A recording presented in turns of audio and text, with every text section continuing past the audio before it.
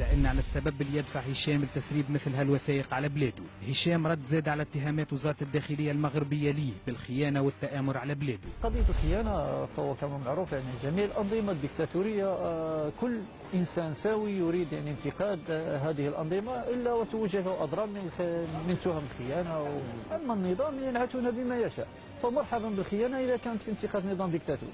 في آخر حديثنا توجه هشام بوشتي برسالة للقضاء الدولي والتونسي، وقال إنه مستعد للمثول أمام السلطات التونسية في حالة توفير حماية. يعني كان نطالبوا احنا يعني القضاء الدولي يفتح تحقيق في هذه المسائل، لأننا اليوم كنشاهدوا يعني استمرارية في هذه الأعمال الإرهابية. أنت مستعد إلى إدلاء بأقوالك في تونس؟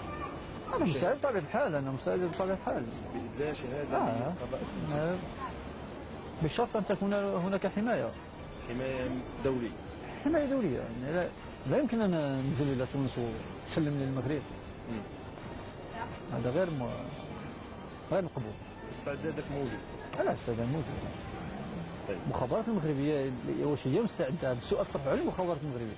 أما أنا يعني جميع أوراقي مفضوحة، ما كنتعاملش بخفاء. جميع الأحداث والتواريخ والشخصيات اللي تم ذكرها في الوثائق صحيحة ومتطابقة مع الواقع. أول عملية إرهابية صارت في تونس قامت بها القاعدة حسب تصريح الداخلية التونسية، وهذا ما يتناقضش مع الوثيقة الأولى اللي وردت في الشروق. لقمان أبو صخر مسؤول حسب الوثيقة وحسب وزارة الداخلية على عملية باردو، تهريب السلاح في ليبيا وتدريبات أنصار الشريعة وتورطها في الإرهاب. معلومات باتت مؤكدة أيضا. الدقة في المعطيات والأحداث والشخصيات يدفعنا للتعامل بشكل جدي مع الوثائق هذه والتأكد من صحتها، وهذا يشترط عرضها على خبير. لكن هشام أعلمنا أثناء تسلمنا الوثائق إنها نسخ مطابقة للوثائق الأصلية الموجودة في أرشيف المخابرات المغربية، ولهنا يبقى على السلطات الأمنية والقضائية في تونس التحري حولها وحول المعطيات الواردة فيها.